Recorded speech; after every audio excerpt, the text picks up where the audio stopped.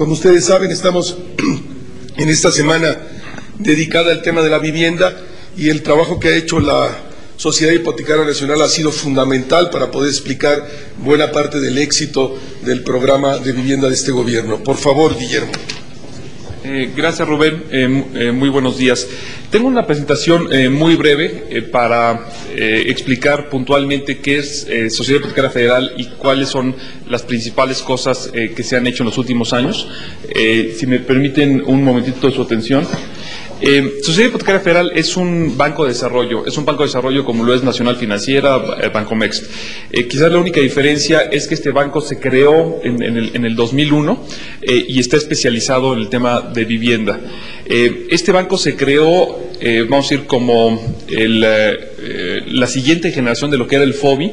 El FOBI era una institución dentro del Banco de México creada en 63. Y la misión de Sociedad Hipotecaria Federal es impulsar el desarrollo de los mercados de vivienda, tanto el mercado primario, es decir, el de compraventa de vivienda, como el mercado secundario, es decir, la bursatilización de créditos hipotecarios, que la vamos a explicar un poco más adelante. En términos de qué es lo que hacemos en Sociedad Hipotecaria, nosotros no operamos directamente con el público. Nosotros operamos solamente a través de una red de intermediarios financieros, prácticamente todos ellos sofoles hipotecarias. Entonces, lo que hace Sociedad Hipotecaria le otorga crédito o garantías a esos intermediarios para que esos intermediarios hagan dos cosas. Den crédito a constructores de vivienda para que las viviendas se construyan y dan crédito de largo plazo para la adquisición de la vivienda por parte de individuos o familias. Entonces, nosotros, otra vez, no tenemos una ventanilla al público, todo lo hacemos a través de intermediarios financieros. Somos una institución relativamente pequeña, son 400 empleados de Sociedad Hipotecaria. Y vemos la siguiente, por favor. Y con ello es que logramos una capacidad de distribución de créditos relativamente amplia.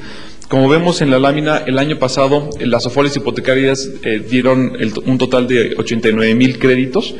Esto viene subiendo año con año a un ritmo promedio anual del 26%. En el 2002 se habían hecho 46,000 viviendas y ha habido un crecimiento constante y relativamente acelerado. Esperamos que para el 2006 estemos fondeando alrededor de 115,000 viviendas. Además del fondeo de estas viviendas para adquisición, que fue lo que vimos en la lámina anterior, estamos muy involucrados en todo el proceso crediticio del resto de del sector. En el caso del Infonavit, muchas de las viviendas que compran derechohabientes del Infonavit fueron financiadas en su construcción por Sociedad Hipotecaria Federal. Lo mismo las viviendas que compran derechohabientes del Fobiste.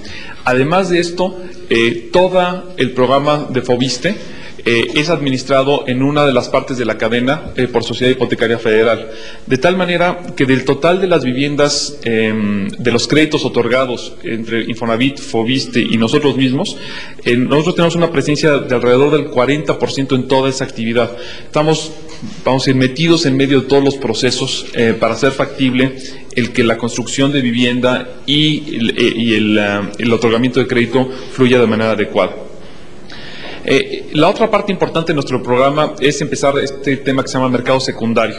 Esto quiere decir ser capaces de que las carteras hipotecarias tengan una calidad tal que sea factible vendérselas directamente a los inversionistas, para que ya no sea Sociedad Hipotecaria quien tiene que dar el financiamiento para esto, sino lograr que las AFORES, las aseguradoras, inversionistas extranjeros sean quienes compren estas carteras y, a final de cuentas, quienes estén financiando el crédito hipotecario para las familias.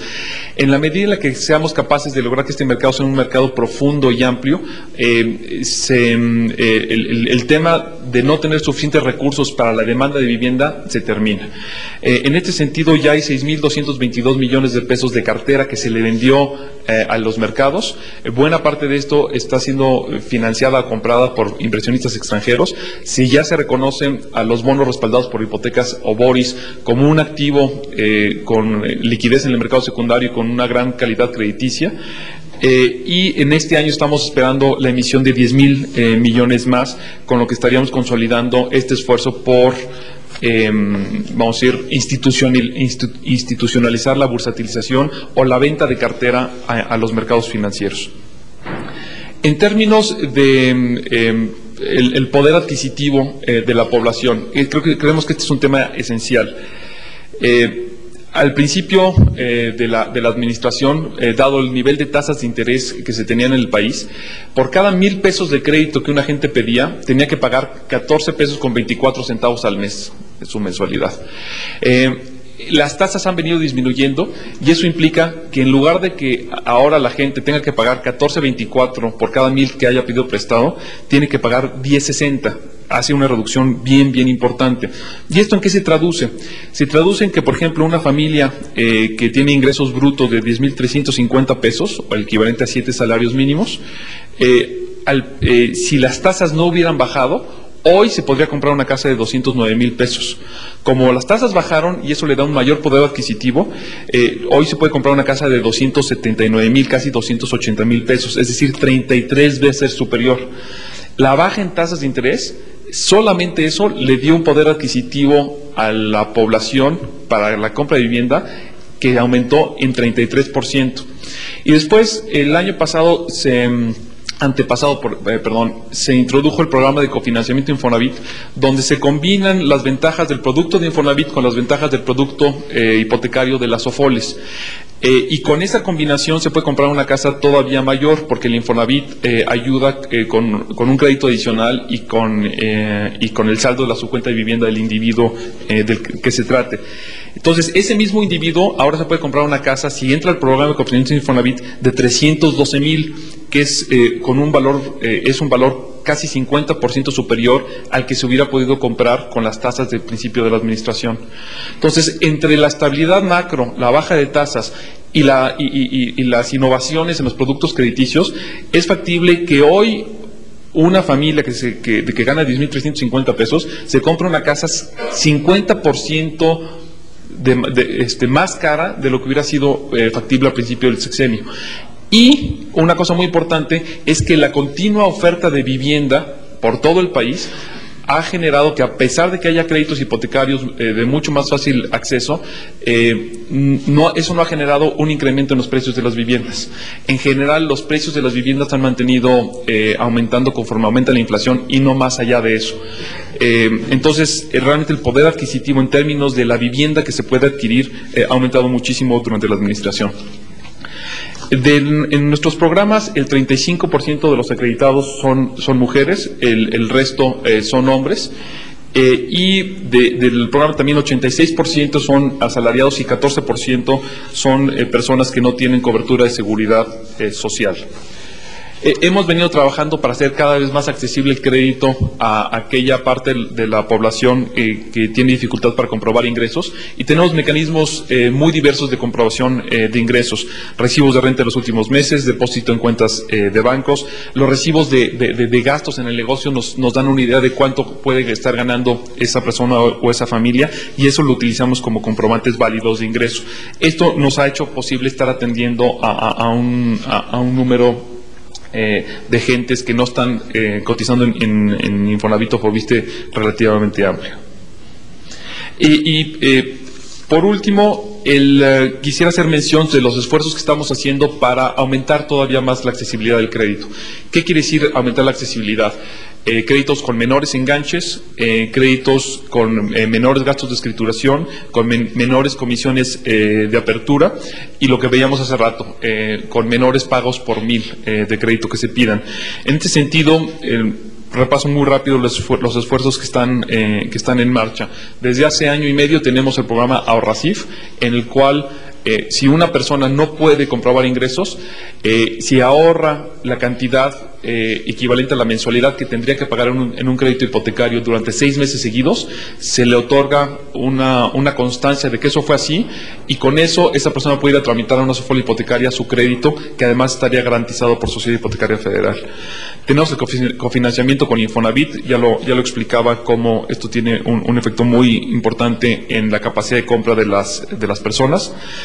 Tenemos próximamente el cofinanciamiento con Foviste. Esto estará vigente a partir del mes de abril, con los mismos efectos que tiene el de Infonavit, pero ahora para los derechohabientes del Foviste. Tenemos el programa de arrendamiento con opción a compra. Hoy precisamente se va a anunciar una alianza importante entre una sofolia hipotecaria y un constructor grande, para lanzar este producto. Este producto está enfocado a la gente que sí tiene suficiente ingreso para la mensualidad, pero no tiene el ahorro previo para el enganche. Entonces la gente puede empezar rentando la casa, y conforme renta la casa en un periodo entre 3 y 5 años, junta el enganche y los gastos de escrituración para que al final de ese periodo se le escriture la casa a su nombre, al precio original al que se hizo la transacción desde el día 1, y el crédito que se utilizó para que se le vendiera esa casa a esa persona simplemente se le subroga. Es decir, el inversionista que obtuvo un crédito para rentarle la casa le pasa ese pedacito del crédito a la persona para que la persona siga pagando su crédito de ahí en adelante. El lunes se anunció el lanzamiento del programa de microfinanciamiento para mejora y ampliación. Esto está dedicado a gente que ya tiene casa y que lo que busca no es un crédito hipotecario de 25 años, sino son créditos para ir mejorando su vivienda de manera progresiva, para hacer un cuarto extra, un baño extra, echar losa, echar un firme de cemento, y esto lo estamos haciendo a través de una nueva red de intermediarios que se dedican a dar este tipo que se llaman microcréditos. Son créditos relativamente pequeños y de mediano plazo.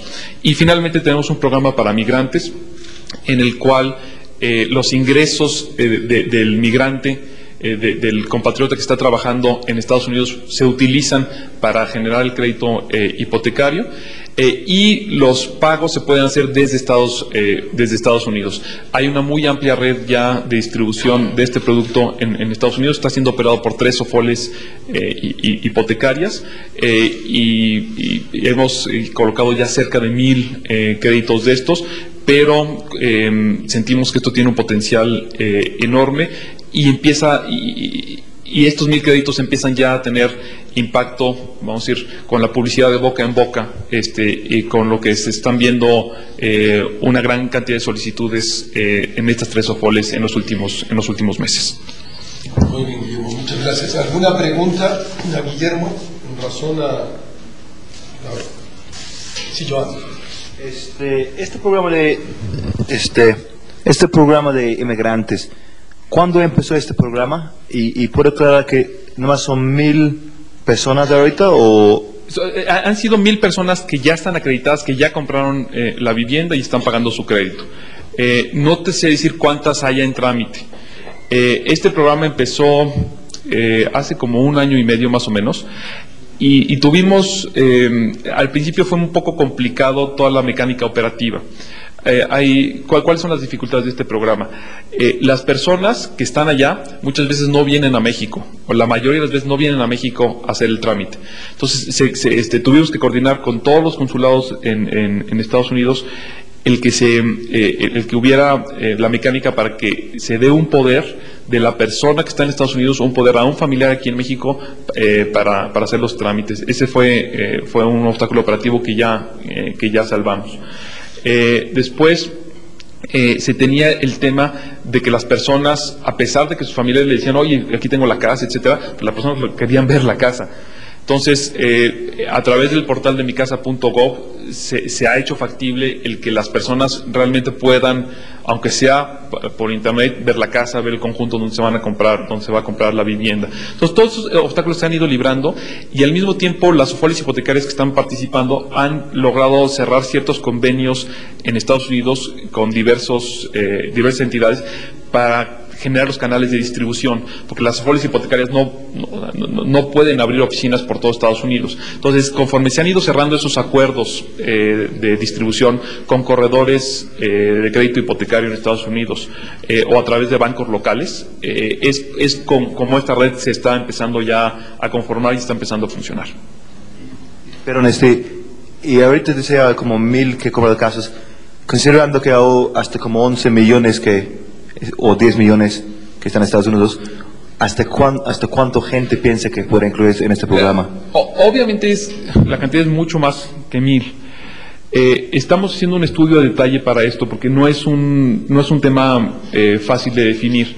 La razón es la siguiente: a pesar de que la mayoría de las gentes que están trabajando del otro lado, que ya están establecidas, tendrían el ingreso suficiente para entrar a este programa y comprar casas de arriba de 500,000 pesos aquí en México, el deseo de compra de la vivienda depende de sus planes a futuro, depende si dejó familia en México o no. Depende si quiere regresar a México o no, si quiere regresar en el futuro cercano o no. Entonces, la demanda exacta, el potencial de compra es enorme. La demanda exacta estamos midiéndola ya con un estudio ya mucho más puntual acerca de la intención de compra de los migrantes. Entonces, no te puedo responder a ciencia cierta hoy. Lo que sí es muy claro es que el potencial es mucho más de 1,000. Y lo que ha y lo que se está desarrollando ahorita son esas redes que permitan atender a la gente que quiere entrar en el programa. ¿Alguna pregunta más? ¿No? Sí, perdón, Leticia. Muy buenos días. Solo quisiera saber si tienen alguna estadística del perfil sociodemográfico de quienes están solicitando estos créditos para población pobre, es decir, si son albañiles, si son mercaderes, si son ambulantes, costureras. ¿Quiénes son los que más están recurriendo a estos créditos para bajos ingresos? ¿Te refieres a los créditos de mejora? ¿De mejora o los...? Perdón, para todos estos programas que tienen dirigidos exclusivamente a los más pobres. Mira, nuestros programas están abiertos a la población en general. Yo te diría que el programa de microcréditos, el de mejora, de memoria, tenemos que alrededor del 15% son gente que trabaja en la industria de construcción, muchos de ellos albañiles. Alrededor del 35-40% deben ser comerciantes. Esas son las dos cifras que recuerdo al día de hoy. Si nos permiten, esta información se las podemos mandar desagregada con los detalles, o sea, con los porcentajes exactos. Me imagino que lo podemos hacer aquí a través de ustedes, Rubén. Entonces eso lo preparamos y se los mandamos hoy mismo.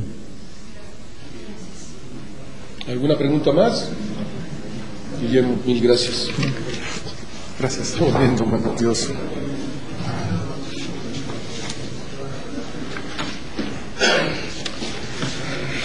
Bueno, la agenda del señor presidente para el día de hoy.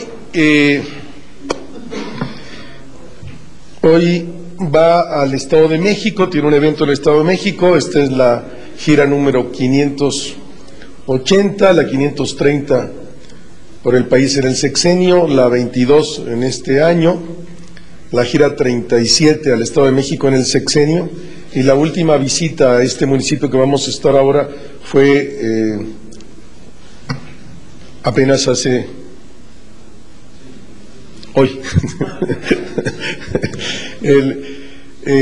Hoy el presidente tenía una entrevista por radio, con una radio de Chiapas, luego pues viene la gira.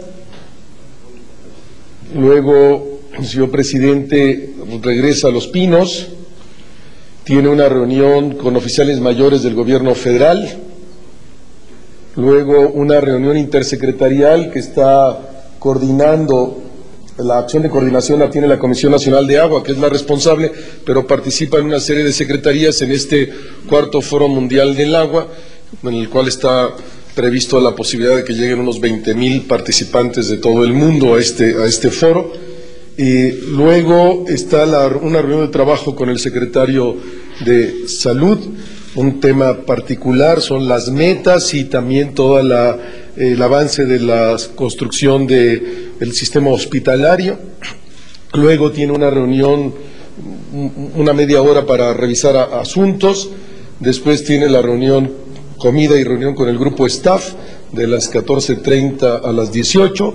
Luego el señor presidente tiene una audiencia con el presidente de una cadena de autoservicio y después tiene una serie de unos tiempos para preparar unos asuntos y luego ya estará en su casa. Y en particular el evento del día de hoy es particularmente interesante, que se trata, bueno, ustedes conocen los números ya, 3 millones de casas en el sexenio, con una inversión de 700,000 millones de pesos. En el Estado de México en particular, el número de créditos ha sido de 245,000, más de 62,000 millones de pesos de inversión de vivienda, y en particular este conjunto habitacional G7,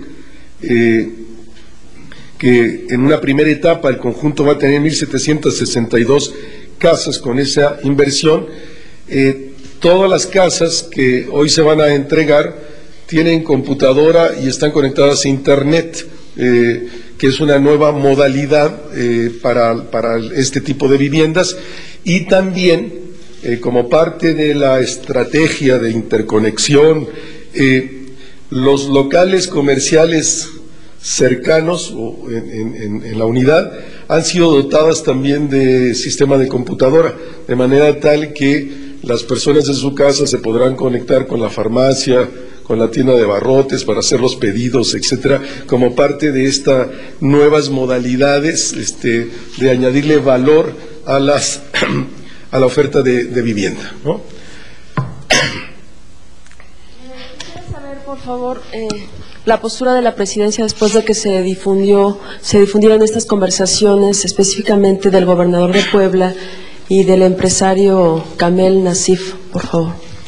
Si la presidencia de la República condena de la manera más enérgica todos los actos realizados por cualquier autoridad o por un particular que viole el Estado de Derecho y que pretenda limitar el ejercicio de la libertad de expresión, y de manera particular la libertad de prensa.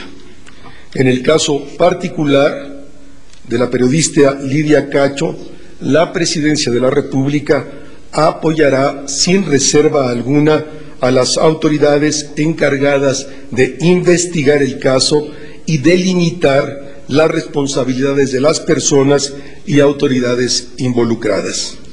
Casos como este no pueden ni deben tener lugar en la República. Andrés.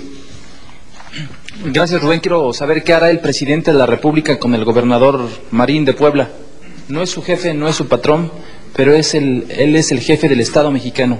¿Va a hacer algo, va a hablar con él, va a tomar alguna medida en concreto con el gobernador?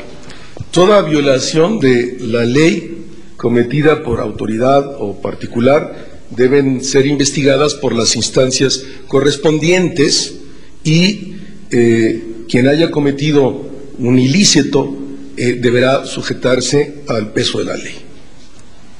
Vivian. Rubén, buenos días. A mí me gustaría saber qué opinión tiene la presidencia de los comentarios que hace ayer el diputado Federico Dorin, que critica al presidente porque dice que le perdonó la vida a Andrés Manuel y que hubo una negociación para perdonarle lo del desafuero y que por su culpa ahora Andrés Manuel está encabezando las encuestas. El presidente de la República siempre ha actuado en el marco de la ley y en defensa de los intereses de la República. No tengo más comentario. Leticia.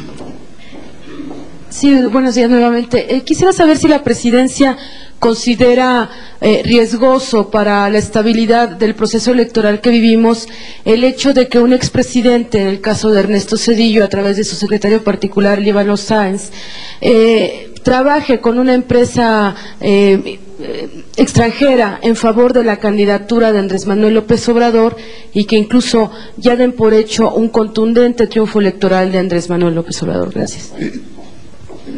La certeza del proceso electoral es responsabilidad del Instituto Federal Electoral. La Presidencia de la República considera que están dadas todas las condiciones para que ocurra un proceso electoral tranquilo, realmente y profundamente democrático, y confía de manera absoluta en la capacidad del IFE para realizar esta elección. Sobre las posiciones particulares de los políticos en relación a sus preferencias electorales, pues es posición de ellos. Neira. Gracias. Rubén, ¿qué dice la Presidencia de la República a las críticas que han recibido por parte de estos integrantes del grupo de Chapultepec, en el cual pues aseguran que no se ha logrado mucho en este gobierno del cambio, todos ellos encabezados por Carlos Slim? Y por otra parte, ¿qué ¿qué sucede con esta reducción de capacidad de producción en Cantarell? ¿Se tiene un plan de contingencia y si el presidente de la República está enterado de esta situación? Desde nuestro punto de vista, y conociendo de manera muy clara el planteamiento del grupo de Chapultepec, no hace ninguna crítica al gobierno, lo que hace es ofrecer un acuerdo de consenso con las fuerzas políticas, económicas y sociales del país para avanzar en esa dimensión. Es un acuerdo que el gobierno de la República lo considera positivo. Hay un sector importante de la sociedad que lo ha avalado así, que hay una serie de también políticos, incluyendo a los candidatos que han firmado este acuerdo, y nosotros nos parece que este tipo de acuerdos que conglutine a sectores de la sociedad en vistas a un proyecto de nación siempre será bien recibido. Respecto a lo de Cantarell, es un problema que en particular no conozco y con mucho gusto me comprometo a solicitar la información a Pemex, Neira. Sí. Sí, buenos días. Me gustaría saber si la PGR va a traer el caso de Lidia Cacho, el asunto de Puebla. Y por otro lado, en cuanto al gabinete, se habla de movimientos. El presidente aceptará la renuncia de Pedro Cerizola para incorporarse a la coordinación de la campaña de Demetrio Sodi. También se maneja en algunos medios, se insiste en que el canciller Derbez podría dejar el cargo. No, de ninguna manera el canciller Derbez dejará el cargo. Respecto a lo de Pedro Cerizola, habrá que preguntarle a Demetrio Sodi por sus declaraciones. Ya ha hecho declaraciones el propio Pedro Cerizola el día de ayer, los remito a las declaraciones de Pedro.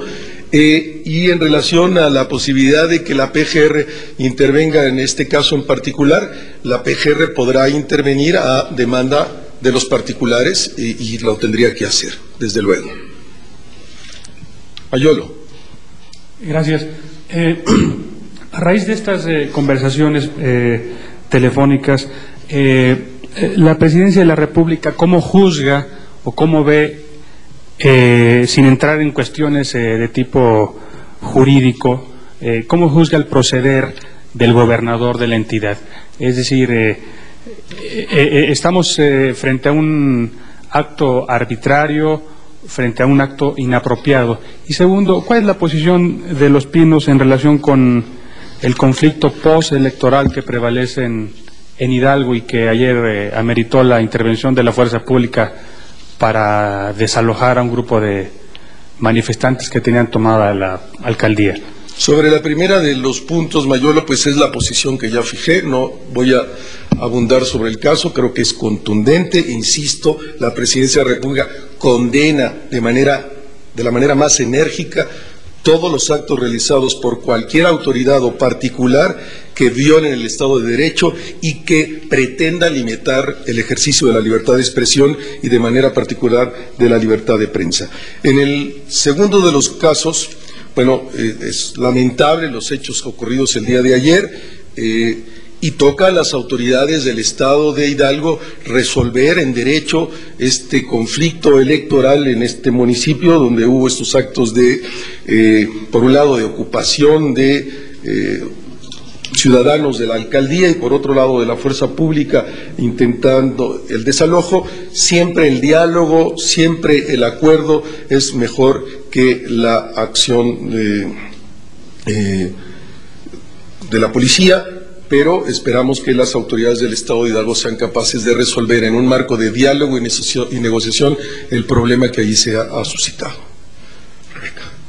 Rubén, buenos días. Yo solamente quisiera que me dieras un poco de información sobre la Fiscalía Especial para la Atención a los Periodistas. ¿Cuáles serán sus alcances y en contraparte cuáles serán las limitaciones que podrían tener? De manera particular, hoy en el transcurso del día, la Procuraduría General de la República habrá de instalar esta Fiscalía, en particular encargada de temas relacionados con la violencia contra periodistas o atentados contra la libertad de expresión, y será el señor Procurador el que habrá de dar cuenta precisa del carácter de esta Fiscalía.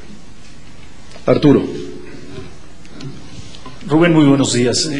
Preguntarte qué medidas tiene en mente el gobierno federal para combatir la delincuencia que continúa su actuar en sitios como Nuevo Laredo. Fuimos testigos de este crimen de un joven que estaba hospitalizado, que ya había sido herido, y bueno, pues llegaron los gente encapuchada ahí pues a acribillarlo ahí mismo en el hospital. Entonces, preguntarte si tienen pensado tomar medidas adicionales en el caso concreto de Nuevo Laredo. Y un segundo tema, Rubén, un alguacil de Oregón está solicitando al gobierno mexicano el pago de más de $300,000 por concepto de manutención de unos reos mexicanos que están en una prisión local. ¿Qué respondería el gobierno federal a esta pues inusual petición, por favor? Sí, no conozco esta información, Arturo, no podría pronunciarme sobre ella, te lo comprometo, una información detallada con la Secretaría de Relaciones Exteriores. En todo caso, de entrada decir que parecería improcedente. Entonces, una autoridad local en los Estados Unidos pues tiene que responsabilizarse ella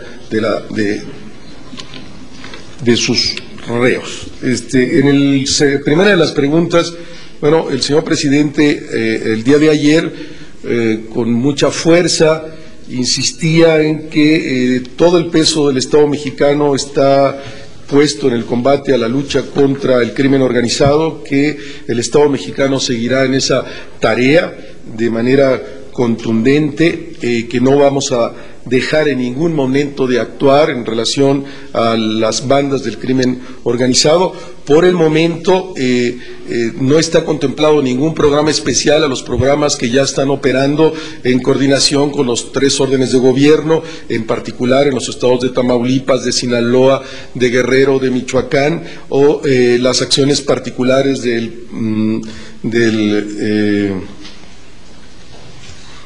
a cargo de la Procuraduría General de la República, a cargo de la Secretaría de Seguridad Pública.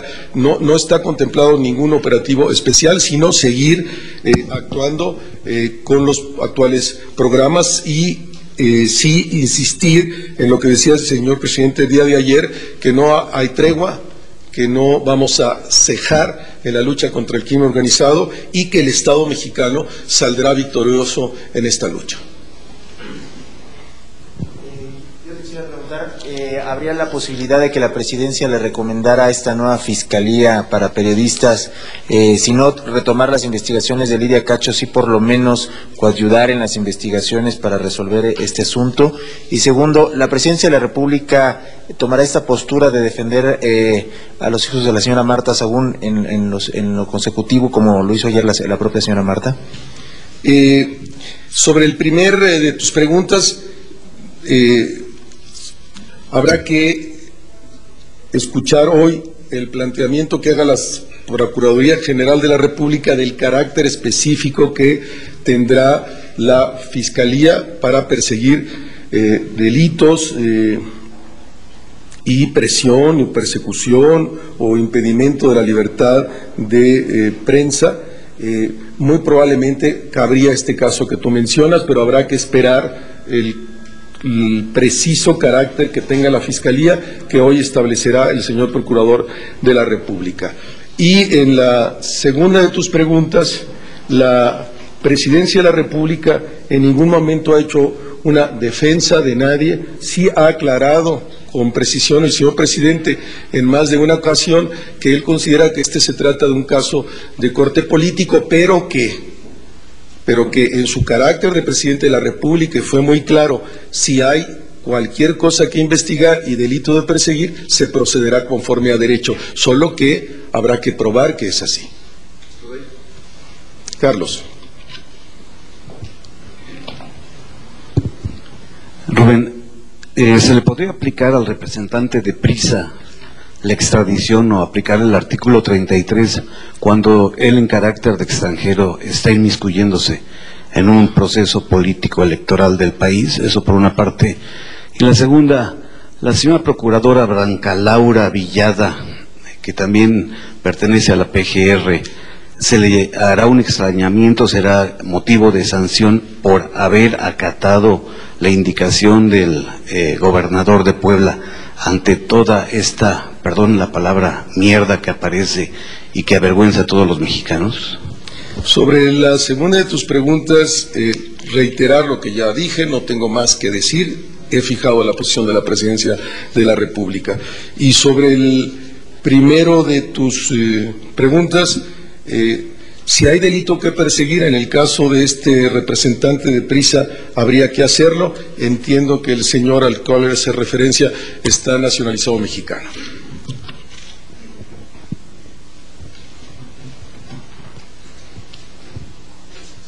Vero. Buenos días.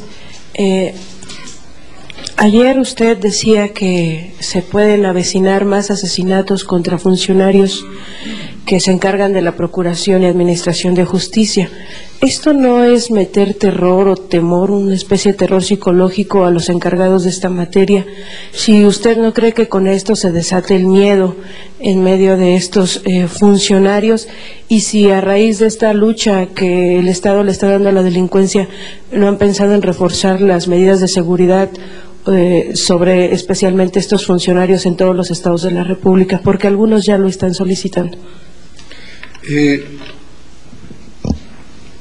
Es lamentable y dolorosa la pérdida de la vida de cualquier funcionario público en cumplimiento de su deber.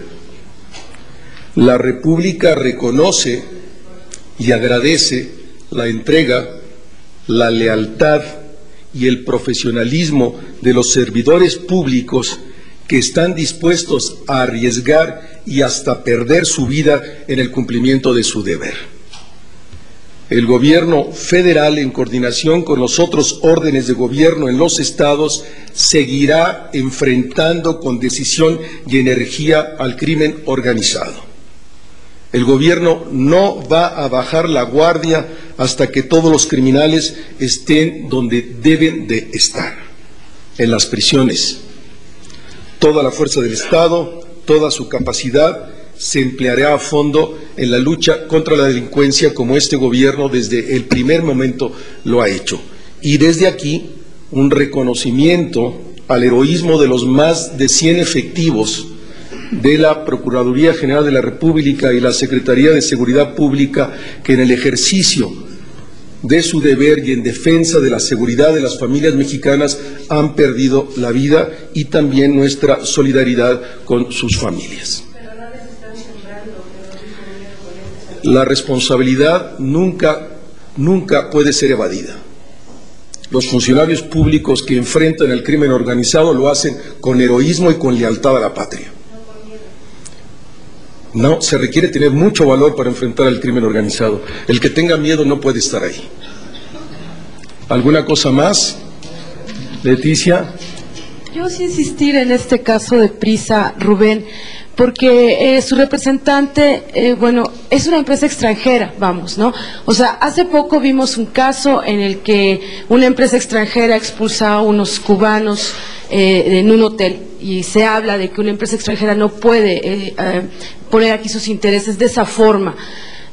Hay una insistencia, ¿por qué si esta persona representa una empresa extranjera, si no hay riesgo para la estabilidad electoral en México, que esa empresa extranjera esté poniendo a disposición de un candidato presidencial todas sus posiciones, tanto en los medios electrónicos como en las editoriales que tiene en México, en función de esa candidatura presidencial, para el triunfo de esa candidatura presidencial?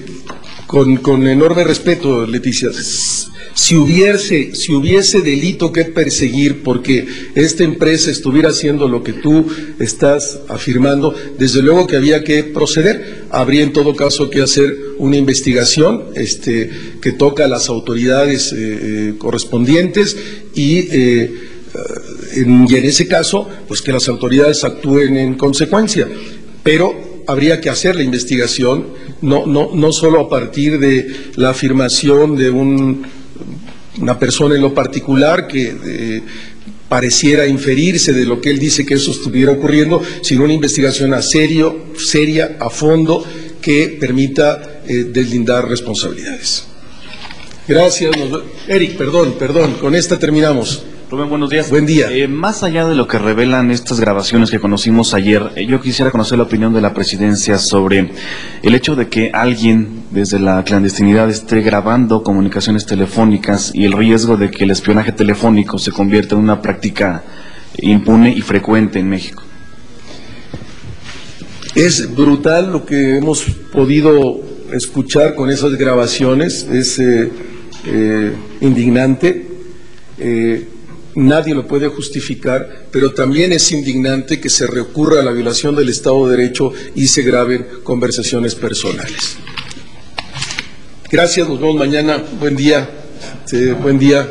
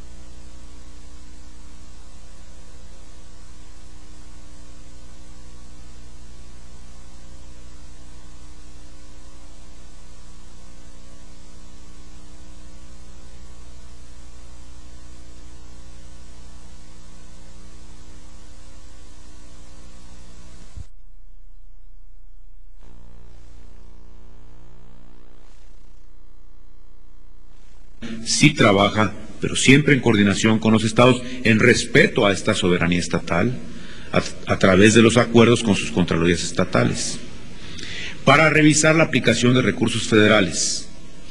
En algunos casos, no en todos, muchas de las entregas que el gobierno federal hace a los estados son recursos que les tocan a ellos por la repartición ordinaria. Hay otros recursos que sí pueden ser fiscalizables desde la federación. Este es un tema, nos metemos a un terreno en donde el delimitar cuáles sí, cuáles no, es un asunto que exige un poco de atención. Con mucho gusto yo puedo proporcionarles, por favor, licenciado Avilés, una lista muy específica de qué fondos y qué partidas sí podemos fiscalizar. Lo hacemos siempre en acuerdo con las contralorías estatales. Ahora, la relación de la Secretaría de la Función Pública con las comisiones del Congreso y con la Auditoría Superior de la Federación es una muy buena relación, al menos así lo estimamos, es una relación de cooperación. Tenemos un mandato de ley por una parte, que nos obliga a rendir cuentas. Tienen atribuciones en el Congreso y tienen atribuciones en la Auditoría Superior de la Federación para pedirnos información. Y tenemos un mandato del presidente Fox y una convicción muy clara y una reiterada indicación, instrucciones muy claras, una y otra vez, para que rindamos cuentas. De modo es que siempre que se nos solicite información, se las proporcionamos, pero no solo cuando la solicitan. Toda la información de la Secretaría de la Función Pública en el tema de sus investigaciones, de sus auditorías, sube de manera automática a la Auditoría Superior de la Federación. Todo lo que hace. Las 4,000 auditorías que hacemos en este año, 2005, los resultados ya están empezando a ser transmitidos a la Auditoría Superior de la Federación. En algunas ocasiones la Auditoría Superior de la Federación nos pide que ahondemos sobre ciertas investigaciones, en otras nos pide que hagamos algunas auditorías que ellos tienen interés y que ya no tienen capacidad para realizarlas y piden que las realicemos nosotros, nos dan los términos de referencia. Nuestra relación es espléndida Hay un intercambio de información permanente y una colaboración que yo quiero destacar. En el tema del servicio civil, para que sea transeccional, yo creo que ya hoy tenemos una política de servicio profesional de carrera que tiene la fijeza que le da, o la certidumbre y la estructuración, la solidez que le da, que una ley federal la establece para el gobierno federal. Nosotros queremos llegar al fin del sexenio con aproximadamente la mitad de los puestos elegibles ya certificados con servidores públicos de carrera, ya sea por ingreso por concurso o por certificación de capacidades y exámenes de evaluación, de desempeño y habilidades y demás. Pero en fin, queremos que la mitad de los puestos elegibles a fin de sexenio lleguen. Pensamos que con esto tomaremos en cuenta algo muy importante. Una vez que alguien es certificado en el servicio profesional de carrera, adquiere cierto estatus legal laboral. Queremos llegar con la mitad de los servidores públicos certificados y pensamos que esto le dará peso específico, le dará masa crítica al sistema del servicio profesional de carrera y esto deberá continuar. Por otra parte, tenemos la circunstancia de que es la ley la que establece el servicio profesional y que modificarla exige pues una tarea legislativa que pensamos que no sería fácil moverla en sentido contrario. Pensamos que ley de transparencia y acceso a la información y la ley del servicio profesional de carrera, que salen del Congreso por unanimidad de todos los partidos, no vemos fácil que puedan ser regresadas, revertidas. Compañero, y tengo a Carmen y tengo a Patricia después, nuestra compañera. Buenos días, Luis Enrique Rivera, de Impacto, El Diario. Señor secretario, señor vocero, un asunto que nos preocupa mucho en el periódico y que tiene que ver con el tráfico de órganos, irregularidades en hospitales donde se realizan este tipo de cosas. Ya el señor secretario tiene conocimiento, ayer amablemente nos envió algún comunicado, pero nos quedaron unas dudas. ¿Qué sigue, señor secretario, con estos funcionarios, específicamente el doctor Arturo Dip Curi, director del Centro Nacional de Trasplantes, después de que se han quedado demostradas ciertas irregularidades, sobre todo cuando tenemos los casos como el de Belsazo, ¿no?, que es de alguna manera similar? Y señor Rubén Aguilar, ¿qué le puede decir la presidencia a estos cientos de personas que estaban inscritos en la lista y que han sido saltados, como ha quedado demostrado en la auditoría que se realiza, ¿sí? Y también, ¿qué va a pasar con donadores voluntarios como la familia Fox, específicamente el señor Vicente Fox y la señora Marta Fox, que han sido donadores voluntarios y que esos órganos pueden ser después traficados o no tener un buen fin, o cuando el que ellos esperaban, ¿no? Sí. Gracias. ¿Cuál es su nombre? ¿Cuál es su nombre, perdón? Luis Enrique. Efectivamente, ayer le enviamos una confirmación a la nota que ustedes publicaron en relación con este asunto de trasplante de órganos y sus registros para trasplantes, Registro Nacional de Trasplantes, Centro Nacional de Trasplantes. Yo quisiera explicar que la Secretaría de la Función Pública realiza investigaciones o auditorías. Su distinción es de matiz, en el fondo ambas procuran lo mismo, revisar, fiscalizar. Sí se han llevado a cabo tareas de auditoría, ustedes revelan incluso el número de la auditoría 4505 de este año, pero los procesos de auditoría que producen al final de un trabajo observaciones a la actividad de los servidores públicos, estas observaciones se ponen a disposición de los responsables, de los involucrados, de los servidores públicos cuyas actuaciones en principio se observan. Y estos servidores cuentan con un determinado plazo para dar respuesta a las observaciones. Lo que aparentemente puede ser una grave irregularidad en un inicio de la investigación puede luego quedar aclarado o subsanado. Todavía no se cierran los plazos para lo que nosotros llamamos la solventación de las observaciones. Y llegar a conclusiones en este momento no sería responsable de mi parte. Lo que le puedo asegurar es que sí hay observaciones, se está pidiendo que se aclare aparentes incongruencias o situaciones que no parecen regulares en los registros, en esta posibilidad de que haya habido gente a quien no se le respetó el orden en que estaban registrados como candidatos para recibir un órgano. Pero este tema está en solventación.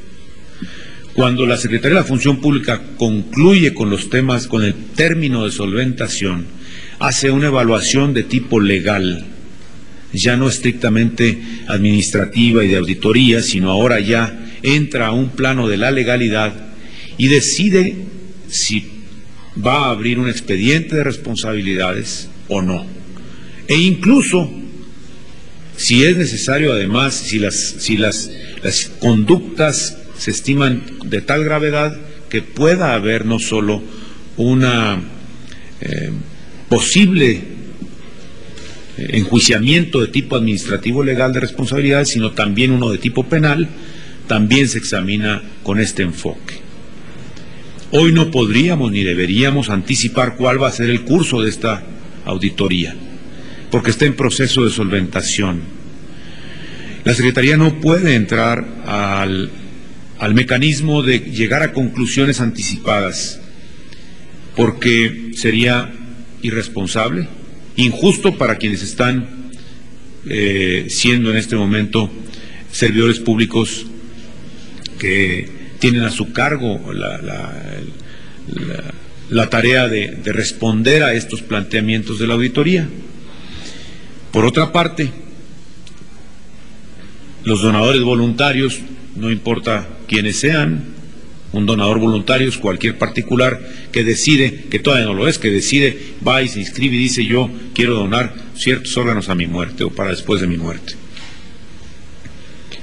Aquí lo que tenemos que cerciorarnos es que este Registro Nacional de Trasplantes, este Centro Nacional también de Trasplantes, también lleve sistemas de control rigurosos, transparentes, en todo caso y en todo momento, para que cualquiera pueda saber que ahí se llevan las cosas como deben ser, para que rinda cuentas de los órganos que recibe, los que efectivamente recibe, porque puede recibir muchos ofrecimientos, pero lo que finalmente hay que controlar son los que recibe.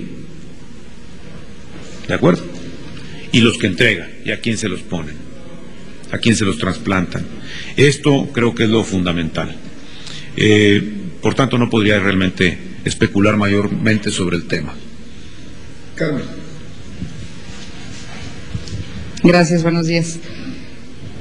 Señor secretario, me gustaría ver si nos puede puntualizar, en el caso de esta certificación que se está realizando de los empleados, trabajadores del gobierno federal, ¿qué va a pasar con los que no pasen, ahora sí, los que no acrediten, que no logren esa certificación? ¿Podrían ser despedidos o estarían bajo la lupa, digamos, para ver si en algún momento alguno que haya cumplido el servicio civil de carrera pudiera ocupar su lugar, o qué va a pasar?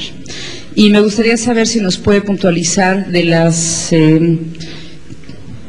miles de auditorías que dice que se está realizando este año, como en el caso, por ejemplo, del Fonden, ¿qué otras auditorías de ese nivel que pudieran alcanzar a directores o a secretarios o a funcionarios de alto nivel, aunque no se haya determinado que tengan ninguna responsabilidad, ni mucho menos, pero que se estén realizando esas investigaciones? Quizá nos pudiera poner un par de ejemplos.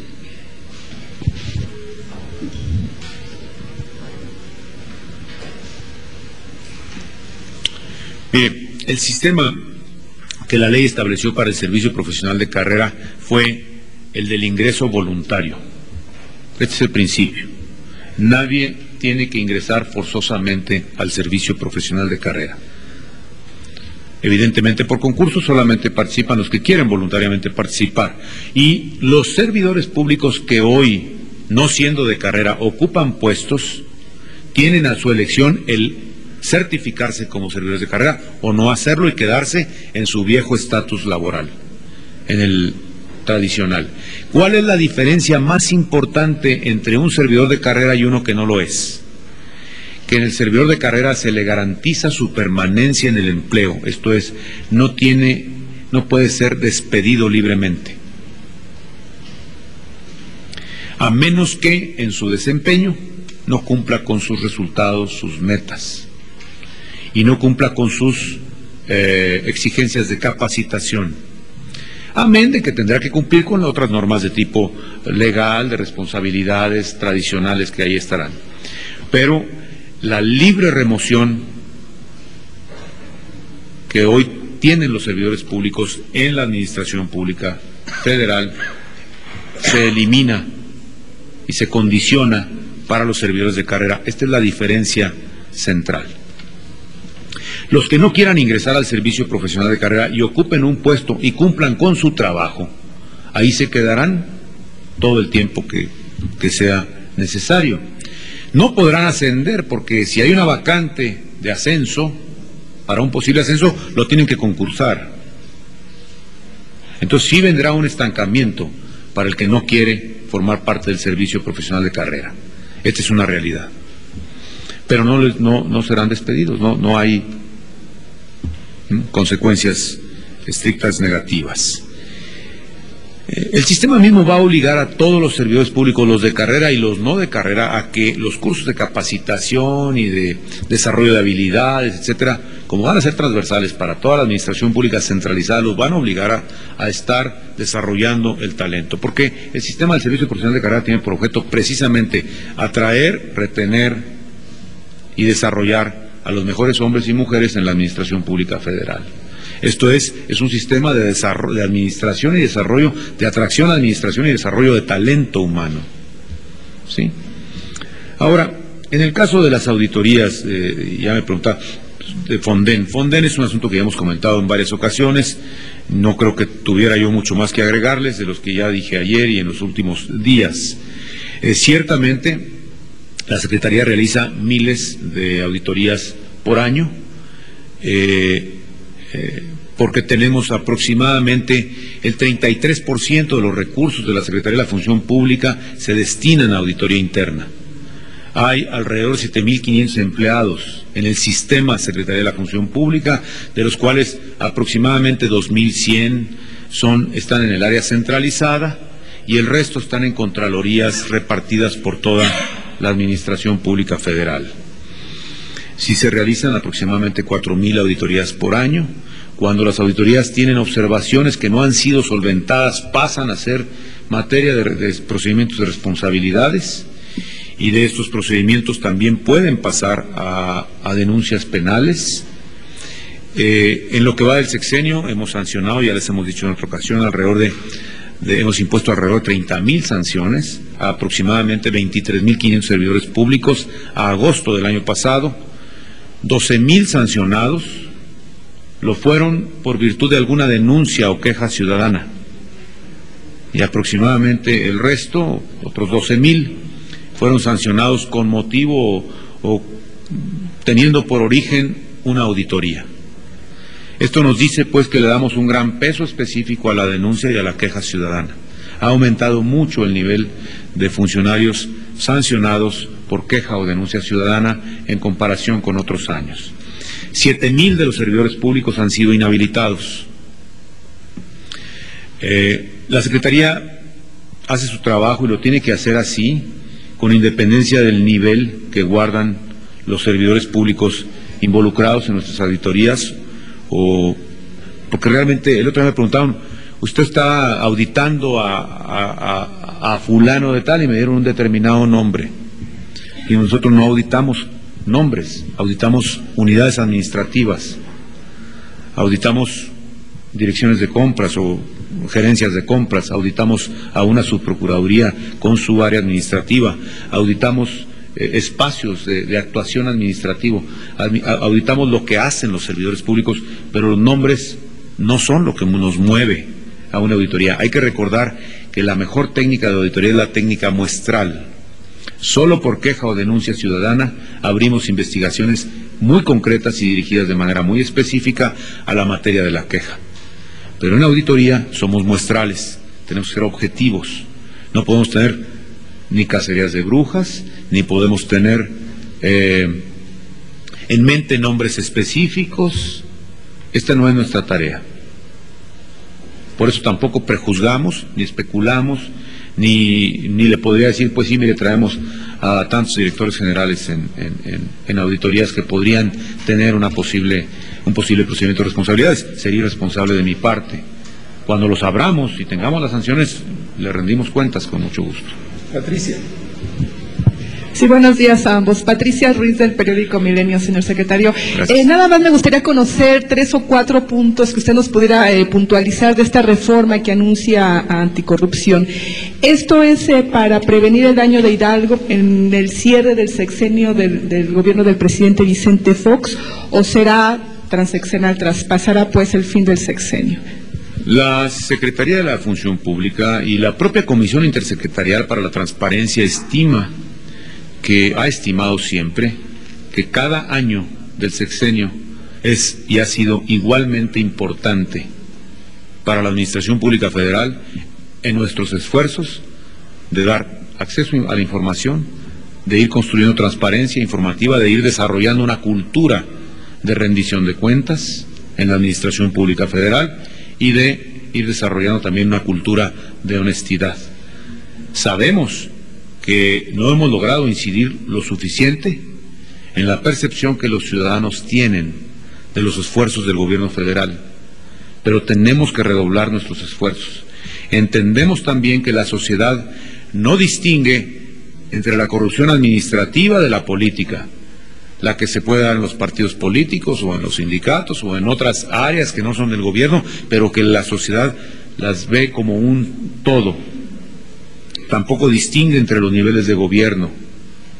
Por eso, a partir de estos estudios que venimos haciendo de opinión pública, es que vemos la necesidad de promover, de impulsar una reforma nacional que atraviese transversalmente a todos los órdenes de gobierno y a otras entidades importantísimas que aplican y reciben grandes cantidades de recursos públicos que también están siendo vistas hoy por la sociedad como espacios de gran opacidad y que la sociedad los vincula a una corrupción gubernamental.